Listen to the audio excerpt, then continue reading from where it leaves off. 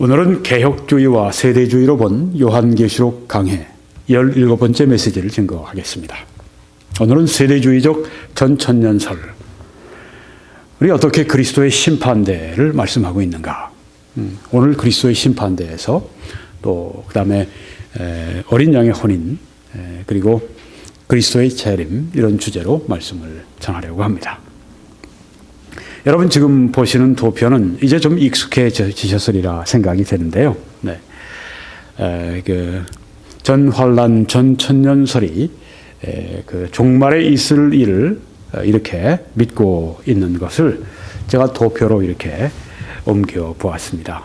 오른쪽의 사진은 물론 존 월부드 박사님, 지금은 주님께 가셨습니다만은 90평생 특별히 이 예언서 그리고 요한계시록 이것을 위해서 생애를 온전히 주님께 바치신 귀한 종이었습니다. 여러분 보시면 왼쪽에 아래 보시면 십자가를 여러분이 보십니다. 그리고 교회 시대가 지속이 되어 왔습니다. 이제 언젠가 이 교회 시대가 마치게 될 것입니다.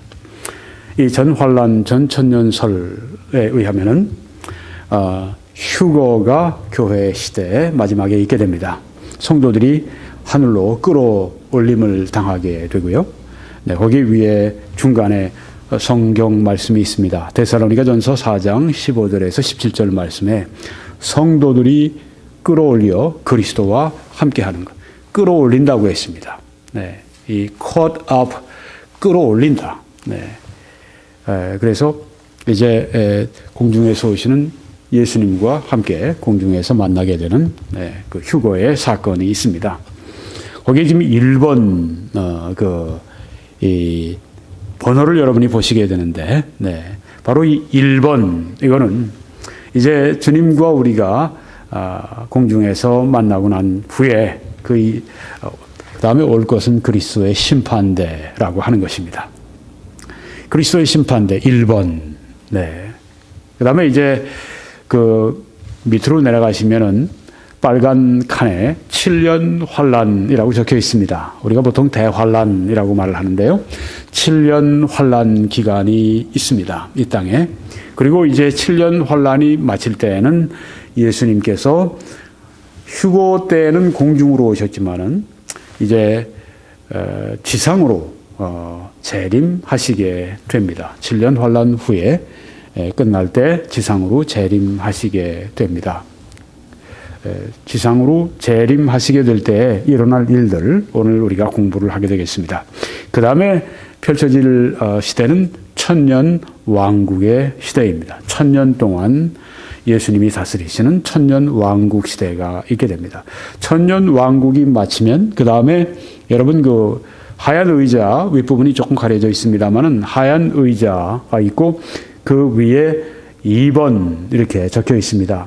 그게 바로 두 번째 있을 심판입니다. 이것은 백보좌 심판대, 크고 흰 보좌의 그 심판하시는 심판대가 여기에 있게 됩니다. 그 마치게 되면은 이제는 새하늘 새 땅 영원한 상태로 들어가게 됩니다. 그래서 여러분 오늘 여기서 특별히 번호를 보시기 바랍니다. 1번, 공중에 있는 1번, 그리고 이제 2번, 2번에 거기도 백보좌 심판대인데요. 그 1번은 누가 심판을 받는가 하면 여러분과 저 그리스도인들이 심판을 받습니다. 여기 2번은 누가 받는가? 그것은 거기에는 이제 불신자들이 모두 심판을 받게 되는 것입니다. 자, 이런 여러분의 시대의 상황을 머리에 넣으시고 그 다음 말씀을 공부하겠습니다. 그리스도의 심판대를 오늘 공부하는데요. 지금 저기 위에 축대같이 쌓여져 있는 데가 유적입니다. 예전에 이제 여기에서 심판을 여기서 봤는데 여기서 이제 어떻게 되는가 시상을 하는 곳이죠. 그래서 베마라고 그렇게 헬라어로 말을 합니다. 심판대입니다. 전에 여기에서 그리스 사람들이 경기를 하고 나면 올림픽 같은 그런 경기를 치르고 나면은 이제 승자를 시상을 하지 않겠습니까? 승자들이 상을 받는 곳이 바로 여기 지금 여러분이 보시는 그 축대같이 쌓여져 있는 그 유적지가 바로 거기입니다. 베마 심판대. 그리스도의 심판대는 그러니까 경기가 마치고 난 다음에 승자들을 불러서 시상을 하는 곳이라고 하는 것이죠. 네. 그래서 우리는 휴거 다음에 맞이할 일은 그리스도의 심판대에 올라서게 된다고 하는 것입니다. 그래서 여기 성경에 보니까 로마서 14장 10절에 내가 어찌하여 내 형제를 비판하느냐 어찌하여 내 형제를 업신 여기느냐 우리가 다 그리스도의 심판대 앞에 서리라 그렇게 말씀을 하고 있습니다. 우리가 다 그리스도의 심판대 앞에 서게 될 것이다. 고린도후서 5장 10절에도 이는 우리가 다 네, 반드시 그리스도의 심판대 앞에 나타나게 되어 각각 선악간에 그 몸으로 행한 것을 따라 받으려 함이라. 이렇게 말씀을 했습니다. 네. 그리스도의 심판대가 우리 앞에 지금 기다리고 있다. 그러니까 우리는 무엇입니까? 지금 다 경기장에서 경기하고 있는 사람들입니다. 네. 영적인 경기를 우리가 지금 하고 있는 것입니다. 그래서 심판대 앞에 갈 때까지 우리는 이 영적 경기를 지금 하고 있는 것입니다. 고린도전서 3장에도 만일 누구든지 금이나 은이나 보석이나 나무나 풀이나 짚으로 이 터 위에 세우면 재료가 각각 다르지 않습니까? 금, 은, 보석, 좋은 것들입니다. 네. 풀, 집, 나무 이런 것들은 다 불이 지펴지게 되면 다 타버리고 흔적도 없이 없어져 버리는 그런 것들이 될 수 있습니다. 각 사람의 공적이 나타날 터인데 works, 그 사람의 업적과 그 사람이 한 일, 그 생애 동안에 하나님을 위해서 한 일, 이 영적 경주장에서 그가 이루는 그 일이 나타날 것이다. 그렇게 말씀을 합니다. 그 날이 공적을 밝히리니 이는 불로 나타내고 그 불이 각 사람의 공적이 어떠한 것을 시험할 것입니다. 여러분과 저도 다 그 시상대 앞에서 그리스도의 시상대 앞에서 우리의 모든 공적이 낱낱이 다 밝혀지고 드러나게 된다고 했습니다. 그리고 불로 우리의 공적이 어떤 것인가를 시험할 것이라고 말씀을 했습니다. 만일 누구든지 그 위에 세운 공적이 그대로 있으면 불이 태워지고 그런데 공적이 그대로 남습니다. 금, 은, 보석 이것처럼 불이 지나가도 그대로 남아 있으면 상을 받고 누구든지 그 공적이 불타면 그래서 나무나 짚이나 풀이나 다 사라져 버리면 해를 받으리니 하고 말씀했습니다. 여기 해를 받는다고 하는 것은 영어로 suffer loss라고 이렇게 표현을 합니다. 상을 잃는다는 얘기입니다. 상을 못 받는다는 얘기입니다. 받을 게 없다는 얘기입니다. 근데 보통 상이어야죠. 영광스러운 상을 놓치게 된다고 하는 것입니다. 근데 그 다음에 말씀 보시면 그러나 자신은 구원을 받되 불 가운데서 받은 것 같으리라. 그렇게 말씀을 합니다. 자, 공적이 불타면 뭘 받습니까? 해를 받습니다. 손실이 옵니다. 즉 받을 상이 없다고 하는 것입니다. 그런데 그것은 그렇게 하면 구원을 못 받는 것이냐? 아니라고 하는 것이죠. 왜? 그 다음에 그러나 하는 말씀이 나오지 않습니까? 자신은 구원을 받되 라고 말씀하지 않습니까? 그러니까 그리스도의 심판대는 구원과는 상관이 없습니다. 이미 구원받은 백성들만이 갈 수 있는 곳입니다. 구원은 예수 그리스도의 십자가의 보혈의 공로를 우리가 거저 믿음으로 거저 받는 것이기 때문에 우리의 공적과 상관이 없습니다. 그러니까 여기에는 구원은 예수 그리스도의 100% 공적을 우리가 믿음으로 의지해서 지금 구원받고 여기 서 있는 것입니다. 심판대 앞에 서서 여기에는 공적의 문제다.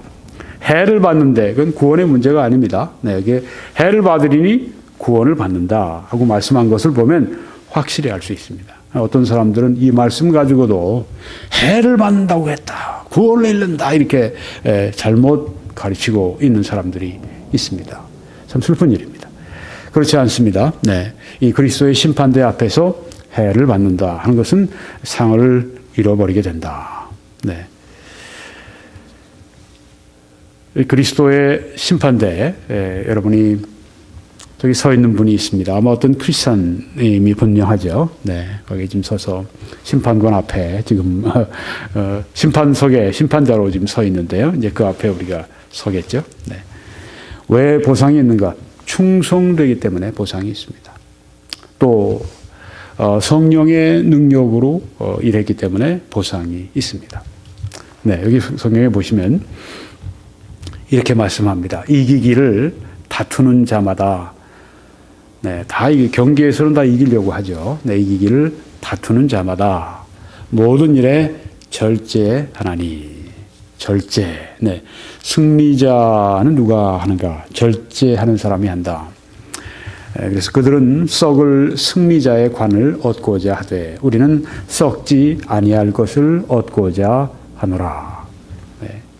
그때 그 그리스 경기할 때 이제 나무로 이렇게 나뭇잎으로 만든 면류관을 씌워주는데 결국 나물이 영예스러워도 다 썩게 되겠죠. 그런데 우리가 받을 면류관은 어떤 면류관이냐? 썩지 아니할 영원한 면류관을 받는다고 했습니다. 네. 영원한 상이 기다리고 있다. 하나님이 주시는 놀라운 영원한 상이 기다리고 있다. 그러면 우리들은 어떻게 해야 되겠는가? 이 말씀해 보니까 모든 일에 절제해야 된다고 말씀을 했습니다. 절제는 자기를 관리하고 조절하는 것인데 우리가 어떤 그 삶을 살아가다 보면은 분명히 우선순위가 필요하거든요. 예수님도 그걸 가르쳐 주셨습니다. 그래서 말씀하시기를 너희는 먼저 그의 나라와 그의 의를 구하라.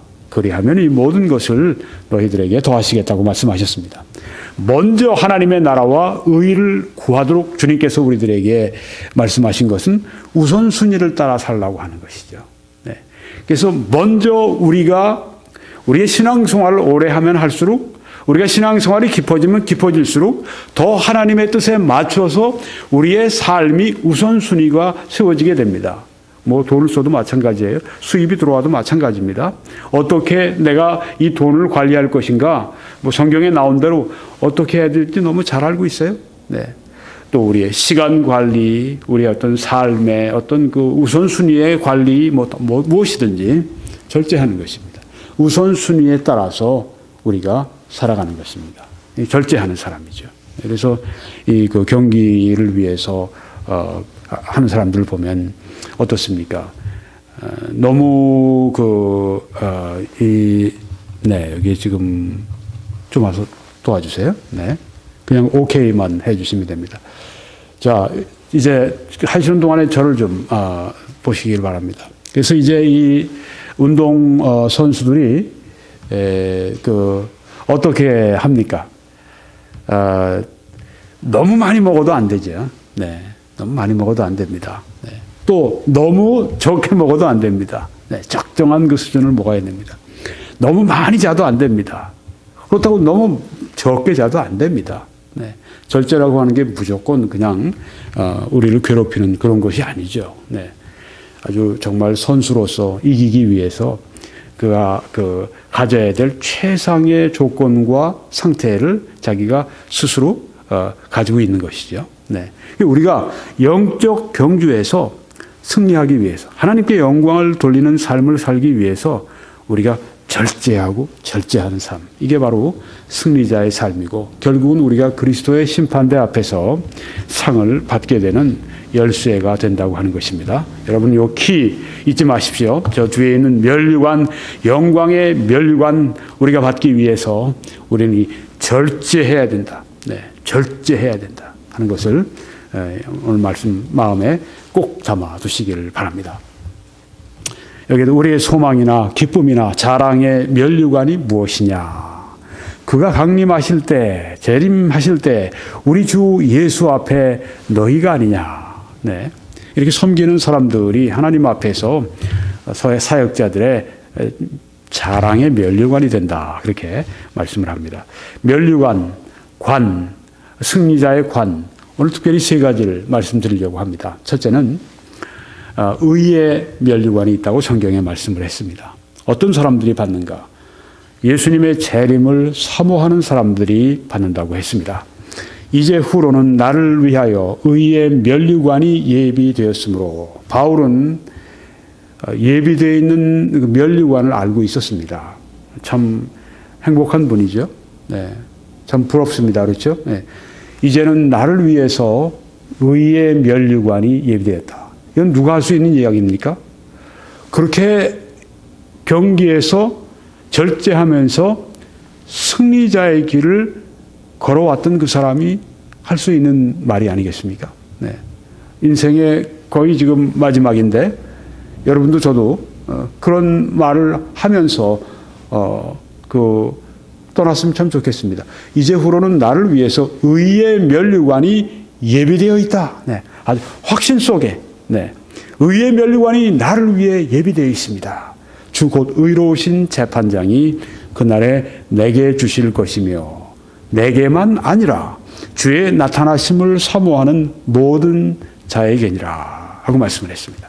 자, 사도 바울이 그러니까 의의 면류관이 나를 위해 예비되었다고 하는 그런 그 공개적으로 이렇게 확신을 말씀할 때 우리는 무엇을 배우게 되죠? 사도 바울은 주의 나타나심을 사모하는 그런 삶을 사셨구나. 재림을 소망하면서 기다리면서 사셨구나. 깨어있어. 준비하라. 언제 주인이 오실지 모른다.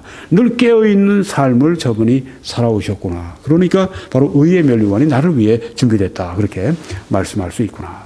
그렇게 우리가 알 수 있는 것이죠. 주의 나타나심을 사모하는 모든 사람들은 어떻게 됩니까? 주의 거룩하심처럼 자기도 깨끗하게 거룩하게 자기를 한다고 말씀을 했습니다. 주의 나타나심이 오는 사모하는 모든 사람들은 어떻습니까? 또한 하늘나라에 그들의 보물을 쌓으면서 살아가게 될 것입니다. 두 번째 면류관은 영광의 면류관이 있다고 말씀했습니다. 이것은 본이 되는 목자들이 받는 면류관이라고 말씀했습니다. 영광의 면류관, 조금 전에 의의 면류관이었는데 이번에는 영광의 면류관이 그때 주어진다고 말씀을 했습니다. 맡은 자들에게 주장하는 자세를 하지 말고 양무리의 본이 되라. 여기 두 가지 자세가 있습니다. 주장하는 자세, 힘으로 이렇게 강제하는 그런 그 모습. 또 한 가지는 양무리의 본이 되는 것입니다. 본이 된다고 할 때 어떻게 되죠? 그것은 내 안에 이루어졌기 때문에 보여지는 것입니다. 여기에 그 주장하는 자세라고 하는 것은 파워, 힘으로 하는 것이고, 양무리의 본이 된다고 하는 것은 영적인 권위로 한다고 하는 것입니다. 본이 되는 사람은 벌써 그 다른 사람들에게 본이 되기 전에 자기 안에 그것이 이루어져 있기 때문입니다. 기도의 본이 되는 사람, 그건 기도 스스로가 하고 있기 때문입니다. 거룩함의 본이 되는 사람, 거룩한 삶을 살고 있기 때문입니다. 양무리의 본이 되라. 이건 꼭 그 목회자들에게만 해당되는 것이다. 그렇게 보이지는 않습니다. 우선 그 말씀 맞습니다만은, 목자로 살아가는 사람들이 목사님들 뿐이겠어요? 선교사님들 뿐이겠습니까? 전도사님들 뿐이겠습니까? 교회 안에도 목사님들처럼 어떤 면에서는 그 이상으로 어떤 구역장님이나 혹은 어떤 셀 그룹의 어떤 그 셀장이나 이런 분들 혹은 뭐 어떤 교회 뭐 성가대라든가 또 뭐 교회 또 뭐 어떤 그 여러 가지 회가 있잖아요. 그럼 거기에 어떤 뭐 지도자가 되어 있는 사람 가운데 두 종류의 지도자가 있습니다. 그냥 막 그 사람들에게 강요하고 주장하고 날 따르라고 그러고 독재하고 그런 사람이 있는 반면에 어떤 사람은 진짜 아주 본이 됩니다. 그분 보면 따라가고 싶어요. 그분 보면 본받고 싶습니다. 바로 이런 종류의 사람들이 어떻게 되는가. 성경에 보니까 그리하면 목자장이 나타나실 때 시들지 아니하는 영광의 관을 얻으리라. 영광의 면류관을 받는다고 말씀을 했습니다. 우리가 하나님의 교회를 섬기면서 또 여러 사람들 앞에 영적인 책임자로 서서 해야 할 일은 무엇인가? 본이 되는 것입니다. 좋은 본이 되는 것입니다. 다투고 싸우고 막 분당하고 파당짓고 막 편당 가르고 그럴 때 다 거기 공평하고 평화롭고 그런 그 정말 참된 그런 본이 되는, 본이 되라. 그러면 영광의 면류관을 받는다고 했습니다. 세 번째 면류관은 이런 면류관입니다. 생명의 면류관인데요. 시험을 참는 자들이 받는 생명의 면류관이 있다고 했습니다. 처음에는 의의 면류관, 두 번째는 영광의 면류관, 세 번째는 생명의 면류관이라고 말씀했죠. 시험을 참는 자들이 받는다고 했습니다. 시험을 참는 자는 복이 있나니 이는 시련을 견디어 낸 자가 주께서 자기를 사랑하는 자들에게 약속하신 생명의 면류관을 얻을 것이기 때문이라 그 말씀을 했습니다. 시험을 참는다. 시험에 대해서 우리가 이렇게 말을 하게 되면은 누가 먼저 떠오릅니까? 저는 아브라함이 떠오릅니다. 아브라함이 모리아 산에 아들 이삭을 데리고 가서 번제로 드리는 그 무서운 시험, 이 시험을 어떻게 아브라함은 치루었습니까? 참 놀랍게 믿음으로 그 이삭을 하나님 앞에 드리면서 하나님이 이삭을 다시 살려주실 것이라고 하는 확신 속에서, 그 믿음 속에서 이삭을 하나님께 드리는. 그래서 어떻게 됐습니까? 이삭을 하나님께서 바치도록 하지 않으셨죠. 본래 그게 하나님의 뜻이 아니었으니까. 아브라함의 믿음을 테스트해 보시는 그런 일이었으니까. 이제 수양을 통해서 그 번제가 치루어지게 되고 그 일로 말미암아 아브라함을 참 하나님이 기뻐하시고 이제 네가 나를 정말 경외하는 줄 알겠다. 그렇게 말씀하시면서 그에게 축복을 하시는 것을 볼 수 있습니다. 시험을 참는 자는 복이 있다고 했습니다. 또 시험을 참는 사람 가운데 대표적인 사람이 있다면 아마 또 구약에 욥이라고 하는 사람이 있을 것입니다. 욥이 얼마나 무서운 시험을 치루었습니까?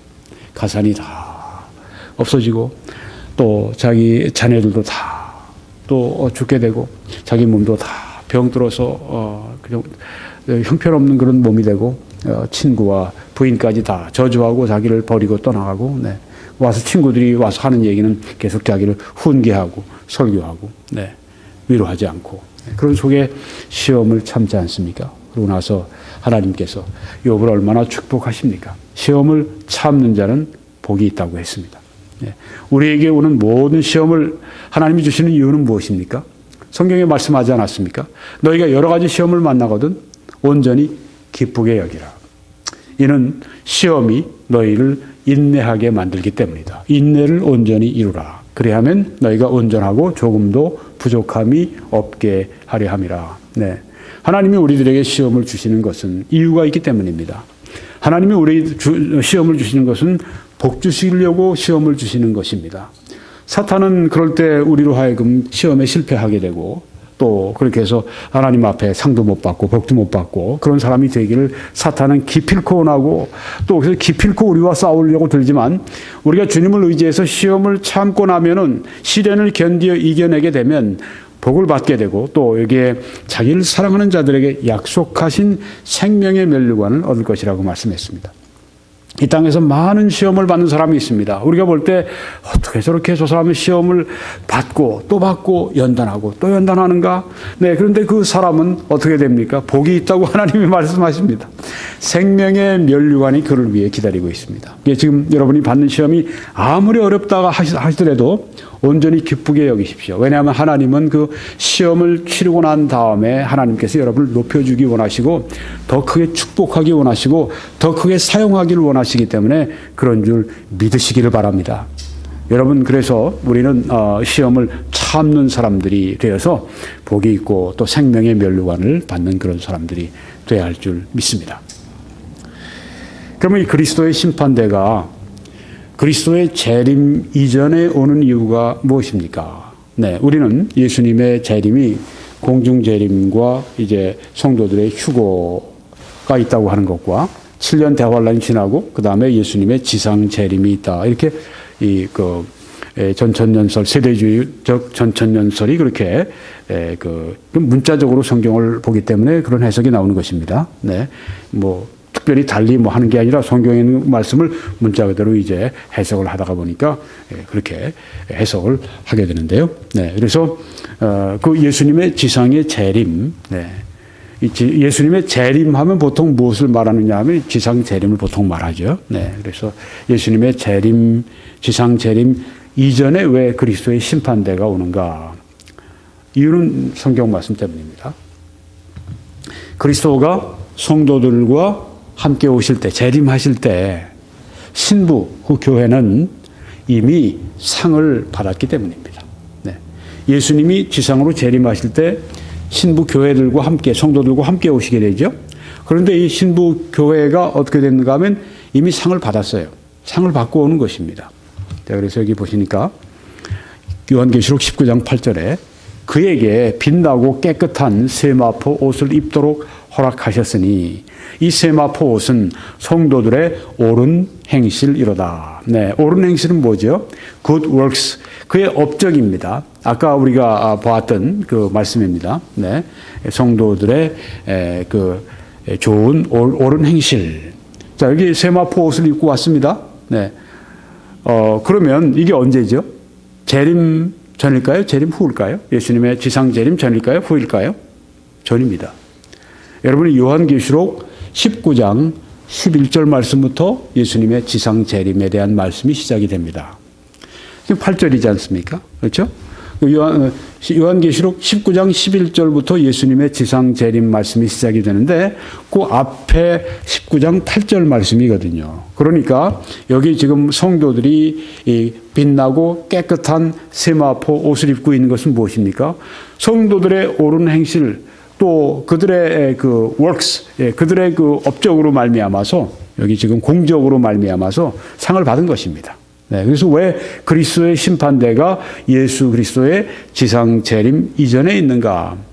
여기 말씀이 요한계시록 19장 8절 말씀이 요한계시록 19장 11절에 있는 지상 재림 앞에 있기 때문에 그렇고요. 또 여기 보니까 이 말씀에 이미 빛나고 깨끗한 세마포 옷을 입고 있는 것입니다. 그러니까 예수님이 이 땅으로 이제 재림하시게 될 때 성도들과 함께 오시게 될 때 성도들은 어떻게 되어 있죠? 빛나고 깨끗한 세마포 옷을 입고 지금 그때 오게 될 것이라고 하는 것입니다. 자, 그러면 이제 우리가 세대주의적인 전천년설과 어린 양의 혼인에 대해서 말씀을 배우겠습니다. 어린 양의 혼인, Marriage of the Lamb. 여러분이 지금 그 뒤에 보시는 전경이 어떻습니까?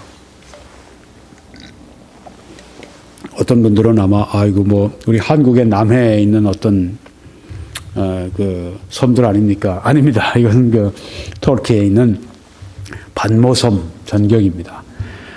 사도 요한이 여기에서 요한계시록을 받았던 바로 그 섬, 이게 반모섬 그 전경이 여기에 펼쳐져 있습니다. 자, 어린 양의 혼인식에 대해서 우리가 말씀을 보겠습니다. 요한계시록 19장 7절입니다. 우리가 즐거워하고 크게 기뻐하며 그에게 영광을 돌리세. 어린 양의 혼인이 이르렀고 그의 아내가 자신을 준비하였으므로. 네, 우리가 즐거워하고 크게 기뻐하며 그에게 영광을 돌리세. 왜요? 혼인식을 치르게 되는 것입니다. 혼인식은 제일 기쁜 때죠. 제일 즐거운 때죠. 크게 기뻐하는 때죠. 네, 얼마나 기뻐해야 됩니까? 왜냐하면 어린 양의 혼인이 이르렀다. 어린 양은 예수님을 말씀하죠. 네, 예수님과 또 그 신부가 이제 교회가 혼인을 하게 되는 것입니다. 그의 아내가, 여기 그의 아내는 누굽니까? 교회죠. 신부. 네, 교회를 말합니다.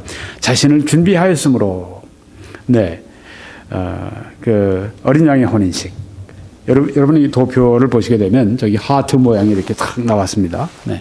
요새 뭐 이렇게 하던가요? 네. 사람들이 사랑합니다. 그럴 땐 다 이러더라고요. 네. 지금 이런 하트 모양을 여러분이 지금 보시고 있는데 위치가 어디 있습니까? 네. 예수님이 공중에서 재림하시고 성도들이 휴거하고 이제 공중에서 주님을 만난 다음에 그리스도의 심판대 그 다음에 이제 혼인식이 있다고 하는 것입니다. 네. 혼인식 있는 그 때를 여러분이 지금 보고 계십니다. 예수님은 그 교회 신부를 어떻게 얻으시죠? 구원하셔서 십자가의 보혈로 사시고 신부를 사셨습니다. 네, 신부가 얼마나 귀해요. 네, 예수님의 그 보혈로 샀기 때문에 신부는 뭐 그 말할 수 없는 요새 신부 뭐 이렇게 그걸 뭐라고 그러네. 뭐 다이어리라고 영어로는 그렇게 얘기를 하는데 혼수. 네. 뭐 신부를 데려올 때 옛날에는 동양에서는 돈을 주고 이제 데려오고 그러지 않습니까? 네, 신부 값을 치르고 데려오고 그러는데 여기에 신부의 값이 어마어마했습니다. 그건 뭐 온 우주 만물을 다 합쳐도 비교할 수 없는 본질상 하나님이신 하나님의 아들 예수 그리스도께서 흘려주신 그 십자가에 흘려주신 보혈 그 생명으로 말미암아 신부를 삼으셨습니다. 그러니까 신부가 얼마나 귀해요. 네. 그리고 그 신부가 예수님께 얼마나 귀하겠습니까? 생명을 버려서 산 신부기 때문에 네. 이렇게 신부를 사고 왜 신부를 버려요? 네. 바보같이. 네. 그럴 수가 없죠. 예수님이 신부를 버리시는 법은 없습니다. 네. 우리들한테도 이혼하지 말라고 하셨는데 왜 신부를 버려요? 네. 구원받은 자를 왜 버리십니까? 말도 안 되는 얘기죠. 자, 신부를 구원하셔서 삼으시고 그 다음에 휴거로 신부를 데려오십니다. 네. 구원하셔서 신부를 삼으셨고 교회 시대 그 다음에 이제 교회 시대가 마치면서 성도들을 부르십니다. 휴거로 신부를 데려가십니다. 네. 그리고 어떻게 되죠? 네, 신부 삼고 신부 데려왔으니까 결혼해야죠. 혼인식을 해야죠. 네, 그래서 어린 양의 혼인식이 거행이 된 것입니다. 조금 전에 우리가 말씀을 봤죠. 네, 이 말씀에 어린 양의 혼인이 이르렀다. 네, 그렇게 말씀을 한 것입니다. 근데 어린 양의 혼인이 그리스도의 재림 이전에 오는 이유가 무엇이죠? 왜 그렇습니까? 네. 성경 때문이죠, 뭐. 네. 그리스도께서 성도들과 함께 오실 때에는 재림하실 때 신부 교회가 이미 혼인식을 치르고 이루어졌기 때문에 그렇다고 하는 것입니다. 네, 여기 보면 우리가 즐거워하고 크게 기뻐하며 그에게 영광을 돌리세 어린 양의 혼인이 이르렀고 그의 아내가 자신을 준비하였으므로. 네. 여기 요한계시록 19장 7절 아닙니까? 아까 예수님 지상 재림은 언제부터 시작한다고 그랬죠? 요한계시록 19장 11절부터 시작합니다. 네. 근데 그 앞에 지금 어린 양의 혼인이 이르렀고 했으니까 예수님의 지상 재림 전에 어린 양의 혼인 잔치가 있다고 하는 것을 여기서 우리가 알 수가 있습니다. 네. 그리스도의 심판대는 그건 정말 우리들에게 선수들에게 경기했던 선수들에게 그것은 어떨까요? 어떤 선수는 굉장히 기다리는 선수들이 있을 거예요. 바울 같은 경우가 그러지 않았습니까? 받을 상도 알고 있었으니까요. 의의 면류관이 나를 위해 예비되어 있었다. 왜? 주의 재림을 사모하면서 뛰어왔기 때문에. 또 여러분 그러면 다른 면류관이 예비된 걸 알 수 있을까요? 영광의 면류관을 누가 받습니까? 맡은 양들에게 본이 되는 사람들이 영광의 면류관을 받지 않습니까? 또 생명의 면류관도 있지 않습니까? 네, 생명의 면류관. 네, 우리가 그렇게 주님을 섬겼을 때 우리는 그 섬긴 사람들이 시상대에 서는 거 조금도 어렵지 않을 것입니다. 오히려 기다려질 것입니다. 우리도 죽음을 기다릴 수 있는 또 죽음 이후에 시상을 기다릴 수 있는 그런 삶을 살기를 바랍니다. 그 다음에 이제 어린 양의 혼인잔치, 아주 기쁜 잔치가 이루어지게 됩니다. 이제 우리는 세대주의적 전천년설과 그리스도의 재림에 관한 말씀으로 넘어가겠습니다. 네. 지금 우리가 그리스도의 심판대를 마쳤고 어린 양의 혼인잔치를 마쳤고 이제 그리스도의 재림이 오게 되죠. 네. 여러분 뒤에 지금 보시는 데는 어디 같으십니까? 여기가 올리브 동산 감람산입니다. 네, 감람산의 지금 일부 모습이 저기에 보이고 있습니다. 뒤에는 이제 루터 교회에서 진 그 건물인데요. 네. 예수님께서 재림을 하실 때 어떻게 오시죠? 눈에 안 보이시게 옵니까?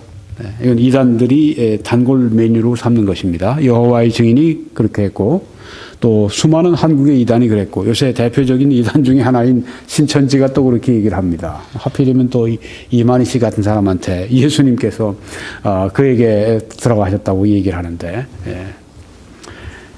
정말 그런 비진리가 없어요. 네. 성경을 통해 볼 때 그런 비진리가 없습니다. 그런 거짓말이 없습니다. 그런 속임수가 없어요. 네. 왜요? 우리가 예수님께서 가신 그대로 너희가 본 그대로 오신다고 말씀을 하신 것뿐 아니라 오늘 이 말씀 보시면 여러분이 더 확실하게 아실 수 있습니다. 왜냐하면 예수님께서 오실 때 어디에 오시는가 하면 감남산에 오신다고 말씀을 했습니다. 스가랴 14장 4절에 보니까 그날에 재림하시는 날입니다. 그의 발이 예수님의 발이 예루살렘 앞 곧 동쪽 감남산에 서실 것이요. 조금 전에 보신 산입니다. 이 산은 어디죠? 예루살렘으로 동쪽 방향, 예루살렘에 서서 동쪽을 바라보면 바로 그 앞에 있는 산입니다. 네, 예루살렘에서 동쪽을 바라보고 있으면 바로 앞에 있는 감남산입니다. 이 감남산에서 예수님이 이제 십자가에 못 박히시기 전 전날 밤에 거기에서 그 밤새워서 기도하시던 바로 그 감남산입니다. 이 감남산 거기에 그날에 예수님의 재림의 그날에 그의 발이 예수님의 발이 예루살렘 앞 곧 동쪽 감남산에 서실 것이요. 감남산은 그 한가운데가 동서로 갈라져 매우 큰 골짜기가 되어서 산 절반은 북으로 절반은 남으로 옮기고. 네. 예수님의 발이 그 감남산에 닿을 때 그때 동서로 그 갈라진다고 했습니다. 그러니까 지금도 이렇게 동서로 갈라져 있어요. 네. 이렇게 예루살렘에서 이렇게 골짜기를 내려가서 이렇게 해서 이제 저쪽으로 그 감남산으로 올라가는데 지금 기드론 골짜기죠. 거기가 또 확 패인다고 하는 겁니다. 그러니까 이제 아마 대지진이 있을 것이다 이렇게 신학자들이 그 생각을 하고 있는데요. 아마 그럴 것이라고 생각합니다. 동서로 갈라진다고 말씀을 했으니까요. 네. 근데 지금 놀랍게도 이 근래 최근에 20세기에 들어와서 이 지질학이나 이런 발달하면서 그 지역을 이제 탐사했는데 동서로 이렇게 지진대가 이렇게 놓여 있는 것을 발견했다고 합니다. 아마 그때 그 지진대를 통해서 따라서 아마 그 지진이 나고 그런 현상이 있을 것으로 뭐 우리가 생각해도 거의 확실하다 생각이 됩니다. 예수님의 발이 거기에 닿게 된다고 말씀을 했습니다. 뭐 누구에게 온다니까 말이 됩니까? 예수님의 뭐 재림하신 영이 오고 막 쏜 거짓말들. 이 한 말씀만 잘 붙들고 있어도 그런 거짓말에 넘어가지 않습니다. 네. 여러분 이 스가랴서 14장 4절을 좀 이렇게 암기하고 계십시오. 네. 그래서 이 스가랴상이 뭐 스가랴가 성경의 구약의 맨 마지막 책에 말라기의 고전의 앞에 있는 책이니까. 네, 스가랴 14장 4절만 가지고 탁 펴서 여기 예수님이 뭐 재림하셔서 뭐 이만이라는 사람에게 들어가 무슨 헛개비 같은 소리를 하고 있어. 네, 여기 이 말씀 봐. 그날에 예수님의 발이 예루살렘 앞 곧 동쪽 감남산에 서신다고 말씀을 했어. 무슨 얘기를 하고 있는 거야? 성경을 믿는 거야? 뭘 믿는 거야? 이만희경을 믿는 거야? 성경을 믿는 거야? 그렇게 이야기를 해야 되겠죠. 너무 맹랑한 날조된 거짓말, 속임수의 대왕들. 이게 바로 이단의 교주들입니다. 속임수의 대왕들. 네. 아주 영적 사기범 중에 사기범들이 이단의 교주들입니다. 성경 말씀을 가지고 네. 눈 뜨고 콜베가요. 네. 여러분 이렇게 하나님의 말씀 우리가 알고 있으면 당하지 않습니다. 여기 성경에 분명하게 그래서 예수님의 발이 닿는다고 말씀을 여기 하고 있습니다. 예수님의 재림은 육체적인 재림입니다. 예수님의 영과 예수님의 영혼 몸이 함께 오십니다. 예. 그래서 여기 보니까 저기 지금 태양이 탁 나타났습니다. 나는 이 세상의 빛이니라고 말씀하셨는데 예수님께서 오실 때 재림하실 때 언제입니까? 7년 환란 끝날 때 그때 예수님께서 재림하시게 된다고 하는 것입니다. 재림하실 때에는 부활이 있습니다. 또 심판이 있습니다. 그리고 곧이어 천년 왕국이 설립이 됩니다. 천년 왕국에 대해서는 다음번에 말씀드리도록 하고요. 지금 재림을 말씀드렸고 부활과 심판을 말씀드리고 마치겠습니다. 부활, 누가 부활하는가? 구약 성도들입니다. 또 대환란기에 7년 환란기에 그때 구원받은 성도들입니다. 그럼 목사님, 여기 신약의 성도들은 어디 갔습니까? 신약의 성도들은 이미 휴거 때 다 부활됐죠. 네. 그래서 여기 구약 성도들, 대환란 성도들이 예수님의 지상 재림에, 네. 그러니까 예수님의 공중 재림과 휴거 때 신약 교회는 그때 다 부활됐고, 여기 지금 예수님의 지상 재림 때 그때는 구약 성도들과 대환란기의 성도들이 이제 부활하게 되고 그들이 천년 왕국으로 들어가게 된다고 말씀을 하고 있다고 하는 것입니다. 여기 성경에 보니까 다니엘 12장에 또 환란이 있으리니 이는 개국 이래로 그때까지 없던 환란일 것이며, 지금 대환란을 말씀하는 겁니다. 7년 환란을 말씀하는 것입니다. 그때 내 백성 중 책에 기록된 모든 자가 구원을 받을 것이라. 이스라엘 사람들 가운데 이제 받을 사람들이 구원받게 되고, 땅의 티끌 가운데에서 자는 자 중에서 누굴 말하나요? 땅의 티끌 가운데 잠을 잔다. 네. 흙 속에 잠을 잔다. 죽은 사람들이죠. 네. 많은 사람이 깨어나서 부활한다는 말씀이죠. 영생을 받는 자도 있겠고, 수치를 당하여서 영원히 부끄러움을 당할 자도 있을 것이고, 네. 그때 부활하는데 이제 영생의 부활이 있고, 또 수치를 당하여 영원히 부끄러움, 이제 영원히 멸망한 그런 이 부활이 있을 것을 여기에 말씀을 하고 있습니다. 네, 조금 전에 우리 7년 대환란 그 시기에, 그러니까 이건 구약의 성도들을 여기 말씀하고 있고요. 여기 성경에 보니까 요한계시록 20장 4절에는 환란기의 성도들이 부활할 걸 말씀합니다. 이렇게요. 예수를 증언함과 하나님의 말씀 때문에 목배임을 당한 자들의 영혼들과 순교자들입니다.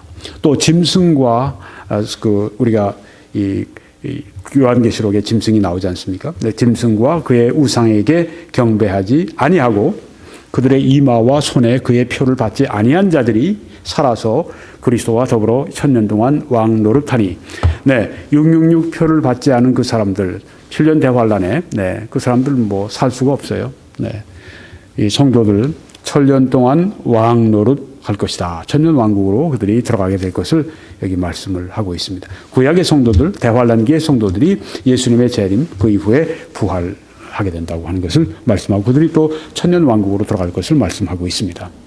그리고 이제 마지막으로 심판이 있죠. 네, 악한 유대인들과 악한 이방인들의 심판이 있습니다. 네, 그 밑에 이제 성구절이 있고요.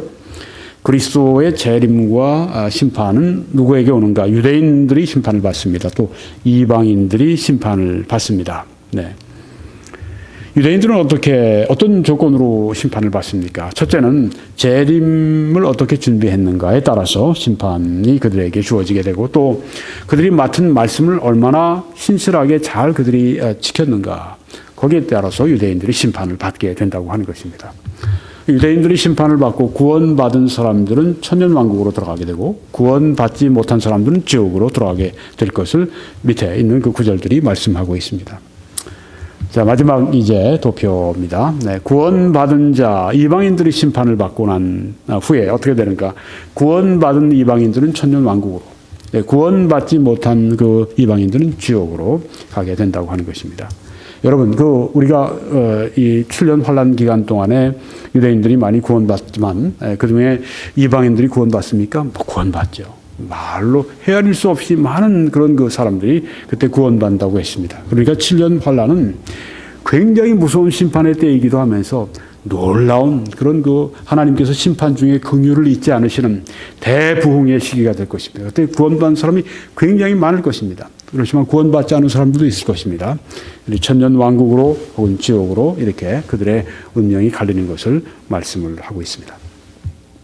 하나만 더 말씀드려야 되겠네요. 네. 사탄이 그러고 나서 1000년 동안, 네, 1000년 이 왕국 기간 1000년 동안 결박을 당할 것을 요한계시록 20장에서 말씀을 하고 있습니다. 1절로 3절까지 보면, 또 내가 봄에 천사가 무적행의 열쇠와, 무적행은 달리 얘기하면 지옥이죠. 열쇠와 큰 쇠사슬을 그의 손에 가지고 하늘로부터 내려와서 용을 잡으니 곧 옛 뱀이요 마귀요 사탄이라 잡아서 1000년 동안 결박을 한다고 했습니다. 무저갱에 던져 넣어 잠그고 그 위에 인봉하여 천년이 차도록 다시는 만국을 미혹하지 못하게 하였는데 그 후에는 반드시 잠깐 놓이리라. 네. 천년 동안 이 사탄이 무저갱에 던져지게 되고 묶이고 거기에서 이제 나오지 못하고 그런 모습을 여기에 보게 됩니다. 네. 그러니까 예수 그리스도의 재림 있게 되면서 구약 성도들 또 재활능계의 성도들이 부활하게 되고 그 다음에 심판이 있죠. 유대인들이 심판받고 또 이방인들이 심판받게 되고 그리고 그 다음에 천년 왕국이 시작될 때 이 마귀는 붙들려서 천년 동안 무저갱에 던지게 되고 네, 그 다음에 이제 천년 왕국에 대한 말씀은 다음번에 제가 말씀을 드리겠습니다. 오늘 말씀을 이것으로 마치겠습니다. 개혁주의와 세대주의로 본 요한계시록 강해 17번째 메시지를 마치면서 여러분 이 메시지와 또 다른 메시지들을 21church.com에서 시청하실 수 있기를 바랍니다. 또 그렇게 하실 때 하나님의 크신 축복이 여러분들과 함께 하시기를 간절히 바랍니다.